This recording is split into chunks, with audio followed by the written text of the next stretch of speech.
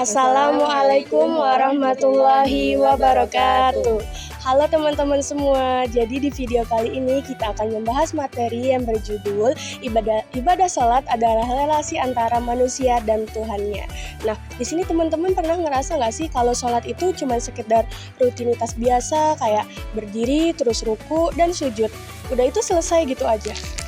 Nah, padahal sholat itu bukan cuma soal gerakan, tapi soal hubungan kita langsung sama Allah.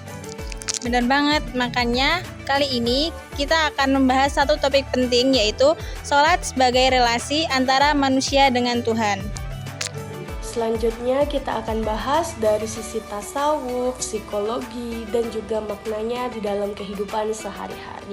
Nah, dalam perspektif tasawuf, sholat itu bukan hanya sekedar ritual lahiriah, melainkan tempat mi'raj hati atau pendakian ruhani menuju kehadirat Tuhan. Nah, sholat adalah saat paling dekat antara hamba dan juga Tuhannya, tempat hati menyatu dengan keagungan yang ilahi. Karena sholat bukan cuma soal kewajiban, tapi juga cara kita naik kelas secara spiritual. Dalam pandangan ruhiyologi, sholat khusyuk itu adalah momen antara ketika ruh manusia itu terhubung langsung dengan Allah. Menurut ulama seperti Fahrudin Ar-Razi, ketika seseorang itu sholat dengan khusyuk, maka tabir atau penghalang antara dirinya dengan Allah itu terbuka. Tetapi jika fokusnya itu teralihkan, maka tabir itu akan tertutup kembali. Artinya, sholat adalah momen yang paling suci untuk menyadari hubungan kita dengan Allah, di mana kita bisa melepaskan ego kita, dan akan terasa kedekatan kita itu dengan Allah. Bagi jiwanya yang sudah dekat dengan Allah, meninggalkan sholat fardu satu kali saja, itu akan terasa seperti musibah yang besar karena ia merasakan jauhnya cahaya yang selama ini menyinari ruhnya.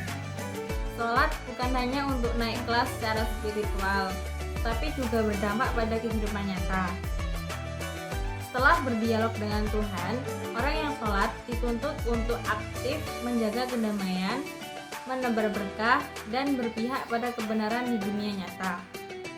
Jadi, sholat adalah jembatan antara langit dan bumi, antara hubungan vertikal dengan Tuhan, dan tanggung jawab horizontal kepada sesamanya.